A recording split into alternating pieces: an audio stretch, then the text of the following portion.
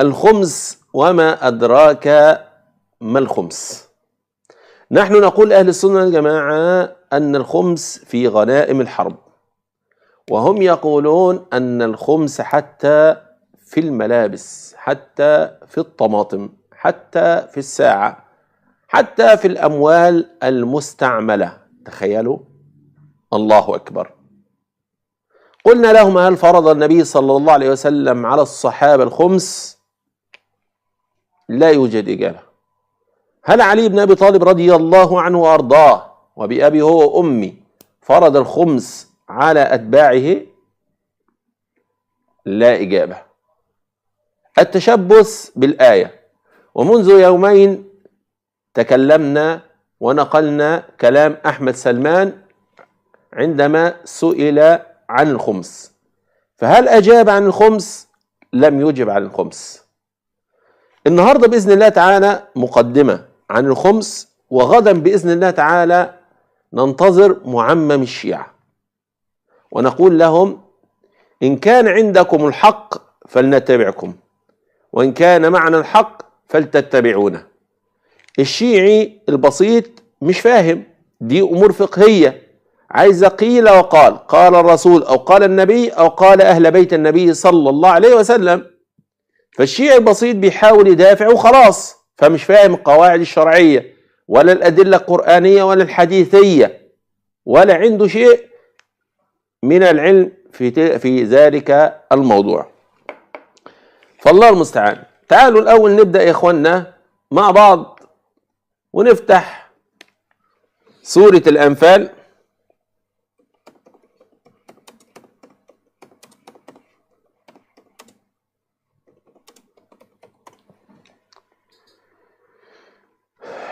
ونشوف الآية اللي احنا عايزينها.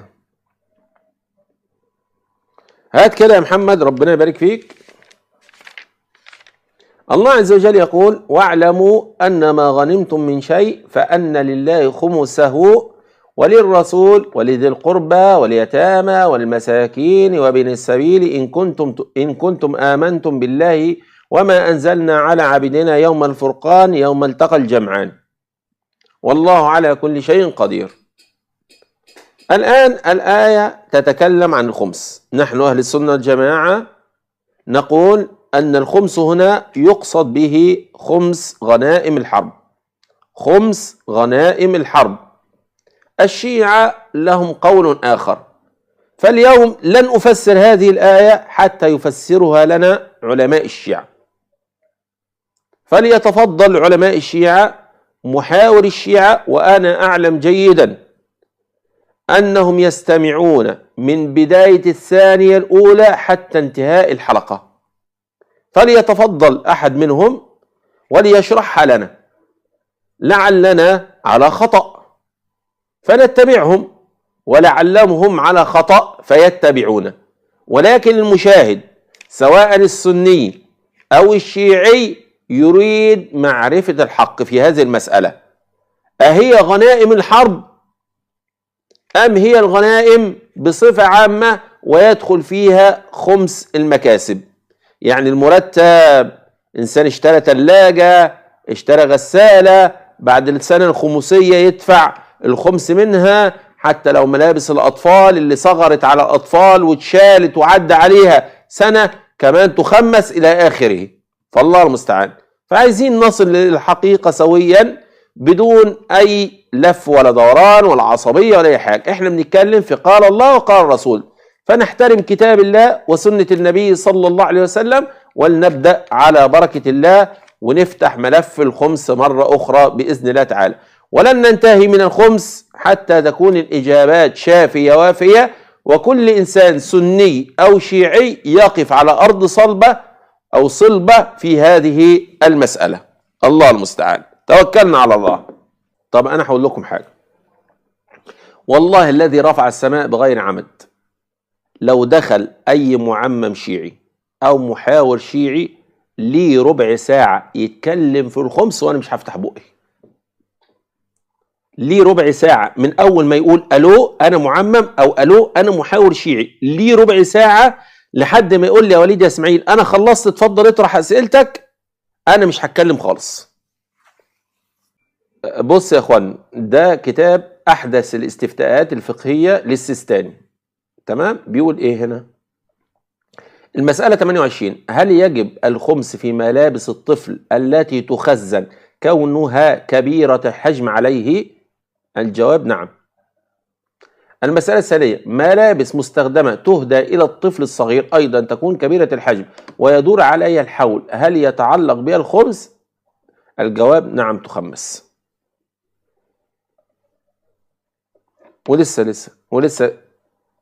ولسه جايين في السكة كمان شوية. اللهم سعد. اتفضل يا أمير.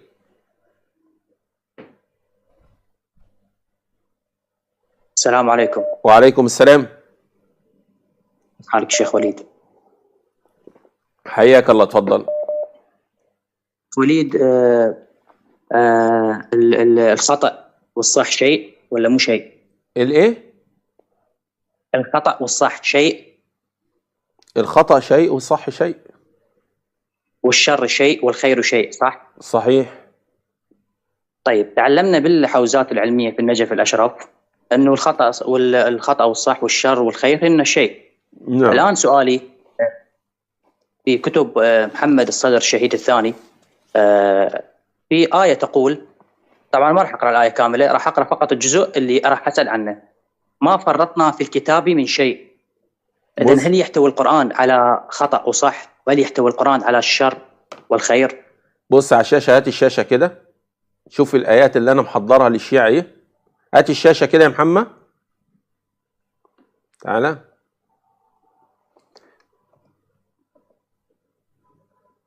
أهي بص: وما من دابة في الأرض ولا طائر يطير بجناحيه إلا أمم أمثالكم ما فرطنا في الكتاب من شيء. أحسن. اتفضل. أحسن. صح. سورة الأنعام 38. لا، أنا كان عندي طرح تاني كمان. يعني أنا لما حضرت الآية ديت أنا عندي طرح تاني. الآن القرآن الكريم يقول ما فرطنا في الكتاب من شيء.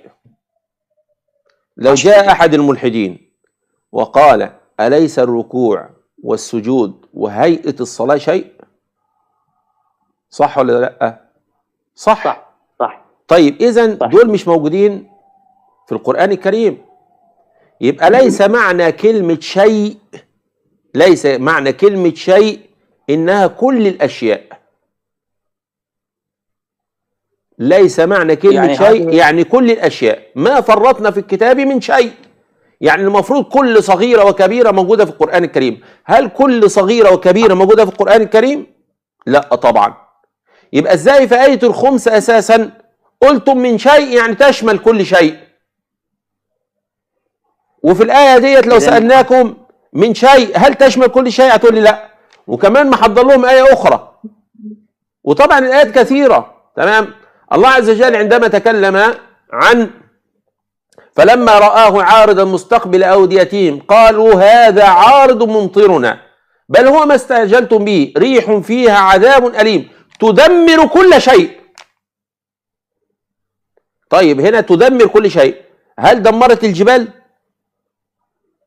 عفوا، هذه الآية اللي تقول تدمر كل شيء بأمر الله. أيوة، هل دمرت كل شيء؟ هذا بأمر الله، هذا أمر الله يختار. هذا الآية على صفحة، لأنه بأمر الله، أنه الله لا، ما الله عز وجل أمر أنها تدمر كل شيء بأمر الله عز وجل. يعني بأمر الله تدمر كل شيء. هي يعني هي كأنها تقول بأمر الله تدمر كل شيء. هي ولكن هل دمرت الجبال؟ عفوا شيخ، بأمر الله يعني أنه تدمر كل شيء بأمر الله، أنه الله اختار هذه الأشياء اللي راح تدمر أصلا. لا يا باشا، هو لم يختار الجبال ولم يختار السماوات ولم يختار. لا، ده انت من كلامك انت، لكن هي بتقول كل شيء. كل شيء بأمر الله. كل شيء. طب ما هو أمر الله. طب هو انت ما فرطنا، اسمعني بس، ما فرطنا في الكتاب من شيء، هل بأمر الله ومش بأمر الله؟ لا، هو في الآية الآن ما فرطنا في الكتاب من شيء ثم إلى ربهم يحشرون. ملاش علاقة. أنا بكلمك هل كلمة ما فرطنا في الكتاب ما فرطنا في الكتاب من شيء هل بأمر الله ولا ليس بأمر الله؟ أكيد بأمر الله. بس أكيد. فسواء امر الله جاءت متقدمه او متاخره فالتدمير بامر الله. هو بيتكلم على ان التدمير بامر الله، وقال كل شيء كل شيء، فالله المستعان. فدي ايتين اساسا يدمروا كلمه من شيء في الايه الكريمه التي قالوا من شيء، يعني تعني كمان خمس المرتب والى اخره. فالله المستعان. شكرا ليك يا استاذ. اتفضل يا محمد. سلام شيخ وليد. وعليكم السلام ورحمة الله. شيخ وليد، أنا عندي استفسار بسيط لو سمحت. هل حض... أنت بهالحلقة عم تحرم الخمس يعني ولا كيف؟ أنا لن أحلل ولن أحرم، ولكن تمام. أنا أريد معرفة الشرع من خلال كتاب الله وسنة النبي. فالذي أحله النبي هنحله إحنا الاثنين، والذي ممتاز. حرمه النبي هنحرمه إحنا الاثنين. حلو. أنا سؤالي لحضرتك، أنت أول الحلقة عرضت آية من القرآن الكريم تحلل فيه الخمس، صحيح؟ جميل، اتفضل. ممتاز. أنا مني شيخ ومني عالم ومني شخص يعني مطلع يمكن زي حضرتك، ولكن أنا بمشي معك بالفكر اللي أنت حضرتك تتبنى. القرآن قبل السنة. حلو. على القرآن حضرتك عرضت آية مذكور فيها الخمس وطريقة يعني شرح الآية مثل ما حضرتك شرحتها، وهو حلال، صح؟ الخمس اللي موجود في الآية حلال، ما حد يقدر يتكلم فيه. ممتاز. خلينا نتفق على المبدأ، ما نغوص بالتفاصيل اللي هي جدا مملة. يا باشا أنا معاك للآخر. أنا معاك، خلينا اتفضل. نتفق يا أخي. أنا بدي أمشي معك. أنت حضرتك عرضت آية موجود فيها الخمس وهو حلال، لم تحرم الآية، ولم يذكر أي شيء في الآية أنه حرام أو مكروه أو يبطل أي بل شيء فرض، أو إلى بل فرض في الآية، بل فرض. ممتاز. أنا يا أخي حأعطيك الجواب حسب وجهة نظري. أنا لني شيخ لا، ولني ما تدخل وجهة نظري، ما تدخل وجهة النظر. تمام. أنا حقول لك يا أخي أنا شو بؤمن، هيك أفضل. لا، انت لما تيجي تؤمن بتؤمن عن طريق آية او حديث.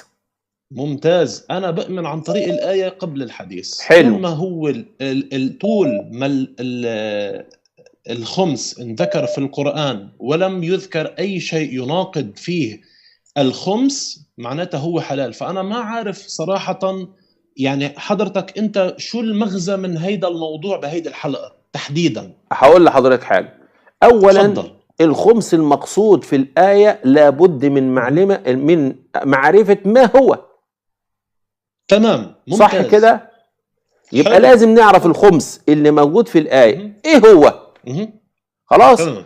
طب ايه اللي يحدد لنا ايه هو؟ اولا اسم السورة. اتفضل. ثانيا كلمة غنمتم. ثالثا ان الآية فيها حرب. حلو. يبقى ممتاز. الاول الآية جت فين؟ في سورة اسمها الأنفال. حلو. صح. والأنفال ان هي الغنائم. صحيح. خلاص. طب الأنفال دي اللي هي غنائم ايه؟ غنائم الحرب. دي النقطة الأولى. تمام. لما نذهب للآية تجد الآية ماذا تقول بالضبط؟ واعلموا أن ما غنمتم من شيء فأن لله خمسه وما غنمتم ايه؟ فاعلموا أن ما غنمتم من شيء فأن لله خمسه. غنمتم من شيء فأن لله خمسه وللرسول ولذي القربى واليتامى والمساكين إلى آخره. تمام؟ حلو. انتوا بقى تقفوا عند النقطة دي إلى آخره. نكمل الآية. صح؟ تفضل. نكمل الآية. واعلموا أن ما غنمتم من شيء فأن لله خمسه وللرسول ولذي القربى واليتامى والمساكين وابن السبيل إن كنتم آمنتم بالله وما أنزلنا على عبدنا يوم الفرقان يوم التقى الجمعان. حرب. حلو. يبقى أولها حرب وآخرها حرب. انتم بقى حضراتكم قلتم كلمة من شيء يعني أي شيء، مغنم أي شيء. طيب. صح. طب أنا اسمعني بس، أنا سمعت منك. اتفضل. اسمعني. انتم قلتم أي شيء، مغنم أي شيء. تمام؟ تمام. طيب مين اللي يحدد لنا بقى كلمة المغنم وأي شيء؟ عندما ذهبنا إلى أحاديث أهل بيت النبي صلى الله عليه وسلم لم نجد حديثا واحدا أنه كان يأخذ الخمس من أتباعه، بل أن هناك الأحاديث أن الخمس في الإيه؟ في غنائم الحرب خاصة، والخمس في الغنائم في الكنوز اللي هي الركاز، اللي هي الحاجات اللي بتطلع من الأرض، سواء بترول سواء ملح سواء معادن، الكلام ده كله. اتفضل. تمام. انا بالنسبه لي شرحك مفيد وما في اي بدن اي مشكله فيه. انا بس عندي سؤال، لو انا هلا فرضا جيت دفعت الخمس على مدخولي او على راتبي او على اي شيء، تمام، هل انا بكون عملت حرام؟ سؤال. ايوه. لا ايوه حرام. ليه؟ لانك غيرت مفهوم الايه. كيف غيرت؟ انت غيرت مفهوم الايه، لان الايه تتكلم عن خمس الغنائم. اديك دليل. الدليل انكم قلتم ان الخمس يتوقف في غيبه المهدي. في غيبه المهدي. اسمعني للاخر عشان المعلومه توصل كامله. اتفضل. قلتم ان الخمس يتوقف في غيبه المهدي، والسؤال يعني هل معناها ان الايه تتوقف في زمن المهدي؟ كلا. مش عايز اقول لك بوم. لا انا شوف، انا ما عم بتصل فيك الان اقول مين الخمس مين معه حق او لا. الان انا الفكره، اسمعني بس يا اخي. هم قالوا الخمس يتوقف في زمن المهدي. الخمس يتوقف في زمن المهدي. مين قال هيك؟ مين علمائك في كتاب الغيبه للطوسي. ده خلاف كبير جدا، يبقى انت ابحث عليه. اكتب كده في الحاج جوجل هل يتوقف الخمس في زمن المهدي، هتلاقي اقوال كتير لعلمائك بالكلام ده. بل ازيدك انهم قالوا يؤخذ الخمس ويدفن في الارض. طب نسأل سؤال هنا. اذا كان الخمس في الآية مرتبط بالمكاسب، معناها اننا نوقف الخمس، يعني معناها نوقف الآية. طب شلون؟ طب لو المسلمين حاربوا واغتنموا عايزين يطلعوا الخمس، الخمس ليس للمهدي فقط، ده الخمس هنا الستة. فأن لله خمسه وللرسول ولذي القربى واليتامى والمساكين، يعني ملوش علاقة بغيبة المهدي أساسا. لو قلت لي لا الخمس هنا المقصود به خمس المكاسب فقط، يبقى أنت خصصت الآية في خمس المكاسب فقط، وده لا يجوز. اتفضل. أنا نظرتي للخمس بشكل بسيط ومبسط، تمام، إنه هو جزء من الزكاة. لا يعني دفعه ما في أي محرمية. لا، ده كلامك أنت. أو حرام. لو كان جزءا من الزكاة لماذا الله عز وجل فرض علينا الزكاة؟ ما هي جزء من الزكاة. مين اللي قال إنها جزء من الزكاة؟ الخمس ده لوحده، الخمس لوحده. أديك مثال بسيط. هل النبي صلى الله عليه وسلم يأكل من أموال الزكاة؟ الله العليم، ما بعرف. النبي صلى الله عليه وسلم لا يأكل من أموال الزكاة، لا يأكل الصدقة النبي صلى الله عليه وسلم. تمام. يبقى ازاي هي جزء من الخمس والنبي صلى الله عليه وسلم يأخذ من أموال الخمس هنا؟ ما بعرف. يعني المشكلة أنا تسألني بشيء أنا صراحة مني جدا طليع فيه. أنا طيب ما هو الإشكالية إن هم لما فرضوا الخمس المكاسب وقعوا في عدة إشكاليات عريضة جدا.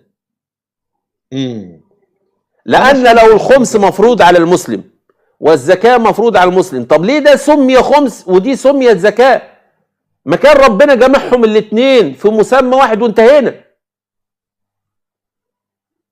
ما أنا هو هيدا اللي عم حاول كمان أنا أوصل لك إياه بطريقة إنه هو لأنه الزكاة أرفع من الخمس، أو بالأحرى الخمس عبارة عن جزء من الزكاة، مش جزء من الزكاة. فيها حرام. بص، الزكاة في الديانة الشيعية أو في المذهب الشيعي، وعلى فكرة موجودة عندنا ديانة شيعية. ماشي بقى خلاص. الآن الزكاة هي الزكاة في الشرع تسمى أوساخ الناس. الزكاة في الشرع تسمى أوساخ الناس. فإن اعتبرتها الزكاة من أوساخ الناس، فكأنك تقول أن النبي صلى الله عليه وسلم لا يأكل من أوساخ الناس. وعلى فكرة النبي هو الذي قال هذا الكلام عندما قال له كخ كخ فإن الصدقة هي أو الزكاة هي أوساخ الناس.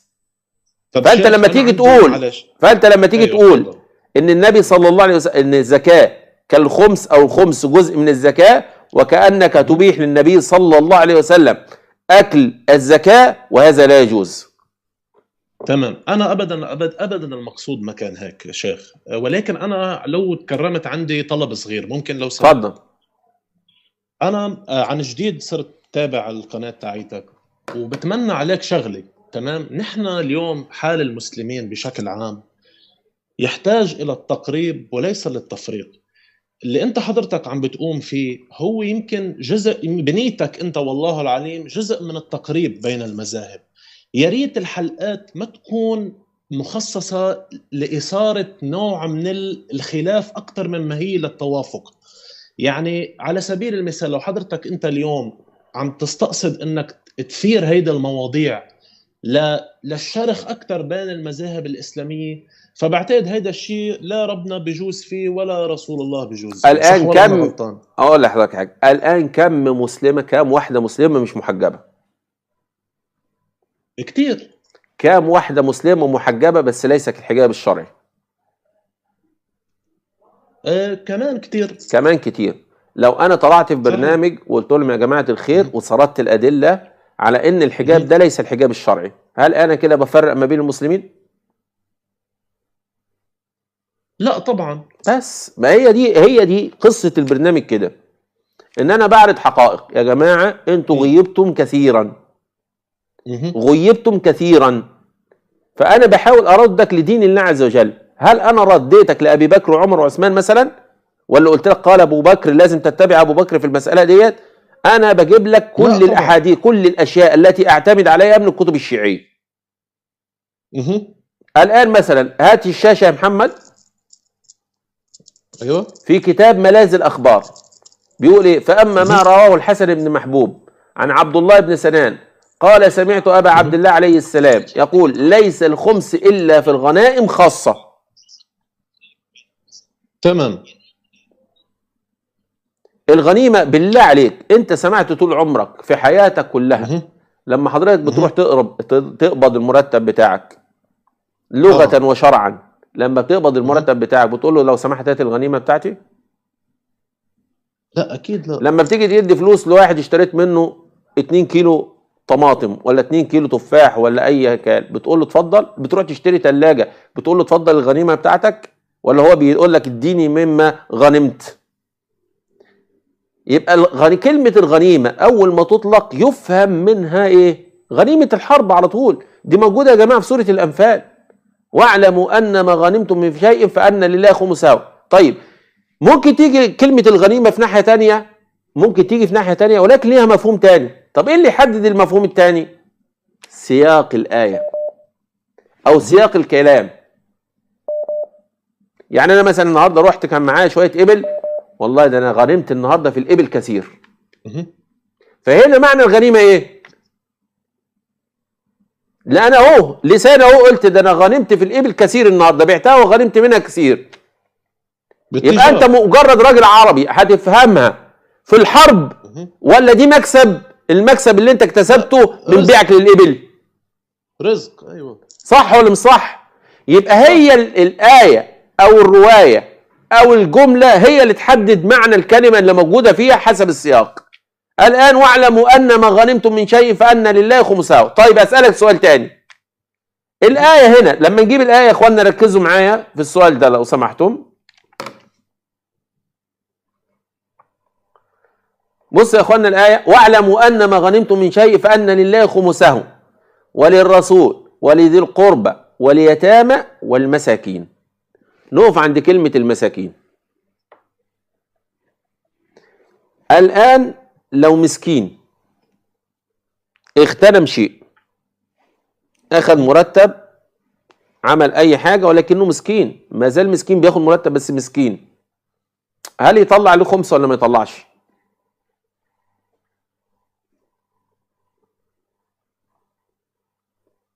اخويا انت معايا؟ ايوه انا معك، عم بسمع. هل المسكين، انا دلوقتي راجل مسكين يا دوبك مرتبي على قد يمكن ما بيكفيش كمان، واعد من زمره المساكين مع ان انا باخد مرتب، او انا يا سيدي بشتغل شغله حره عامل بناء اي حاجه ولكني في نفس الوقت فقير، بشتغل اي شغلانه بسيطه ولكني في نفس الوقت فقير، ببيع مناديل خلاص، فانا من بيع المناديل في الشارع اكتسبت جزء من الفلوس. هل حلو. الفلوس اللي انا اغتنمتها دي بقى اهو سميتها بكلمه اغتنام، هل اطلع منها الخمس ولا لا؟ الله العليم، المفروض يعني حسب لا، حسب منطوق الايه طلع منها. طبعا حسب منطوق الايه طلع منها، صح؟ صحيح صح. حسب منطوق الايه المفروض يطلع منها، لان وما غنمتم من شيء، يعني اي حد اي شيء تكسبه اللي هم سموه غنيمه تطلع منه. طب تعالى بقى نروح للحرب. الان واحد مسكين او فقير واغتنم غنائم من الحرب، حلو، يطلع منها ولا ما يطلع؟ يطلع. المذكوره في الايه يطلع. تمام. يطلع لان دي غنائم حربيه، غنائم. يعني مثلا ممكن يغتنم سلاح يبيعه بايا كان يطلع خمسه. فهمت عليك، انا فهمان وجهه نظرك، ما في ابدا اي اشكال فيها. الله انا النقطه المستعان. اللي عم اقولها، انا عندي سؤال لو سمحت. اتفضل. لو بدنا نقول فرضا صار حرب بين المسلمين والمشركين بزمننا الحالي حاليا، تمام؟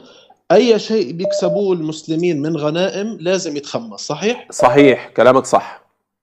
يعني هي بس فقط في اطار الحرب. في اطار الحرب فقط لا غير. طيب ممتاز. طب يعني انا عايز اقول لك حاجه. تفضل. انا عايز اقول لك تفضل. حاجه، شوف ايات الزكاه ممكن تعدها تطلع فوق ال 30 ايه. صحيح. ايه غنائم الحرب ايه واحده. ايه واحده فقط. تمام. فالله المستعان. فمش حرام علينا ناخد الفلوس من الناس المسلمه، يعني ناخدها منهم مره، ناخدها منهم مره باسم الزكاه، وناخدها نعم. منهم تاني باسم الخمس. طب ازاي نجمع ازاي الاثنين؟ صحيح كلامك. يعني انا دلوقتي ايوه معايا 100,000 جنيه محوشهم في البيت. حلو. خلاص. ورحت لقيتهم بعد السنه، لقيتهم فعلا يقام عليه، يعني نأدي زكاتهم، والزكاه 2.5%. صحيح. خلاص كده 2.5%. فقمت جاي مطلع زكاتهم. حلو. وقمت رايح تاني مطلع الخمس بتاعهم. طب لو هالخمس اللي طلع مرة تاني من بعد الزكاة فرضا طلع بنية الإعانة الناس يا باشا لا، ما تفرضوش عليا، لا إفادة ما تفرضوش عليا. لا لا لا لا انا اطلعه بمزاجي، لكن ما تفرضوش عليا، ما تقوليش ده فرض عليك. لا لا لا لا لا، انت فهمتني غلط. انا ابدا ما عم بفرض عليك، انا عم بسأل سؤال جدا طبيعي. انا طلعت زكاة عن اموالي، عن دخلي اللي هو 2.5%، ما في ابدا اي مشكلة وممتاز. جيت يا اخي طلعت خمس، تمام؟ هل الخمس هيدا لنقول ما اسمهوش خمس. للايتام اول حاجة ما تسموش خمس، يسميه زكاة، سميه صدقة. لا ولا يسمى زكاة، صدقة. سميه صدقة. ممتاز. ما تسموش ممتاز خمس جدا. خلاص انا يا اخي بدي طلعه بنية الصدقة يا باشا. ما تسموش ابتداء، ما تسموش خمس، ما تسموش يا اخي خمس. صدقة. صدقة. طب ما كل الناس بتتصدق، انا بزكي وبعدين عايز اتصدق، والصدقة مفتوحة ملهاش وقت. صحيح طبعا، ما ابدا ملهاش وقت. بس اهم حاجة ما تسماش خمس وما تفرضهاش على الناس.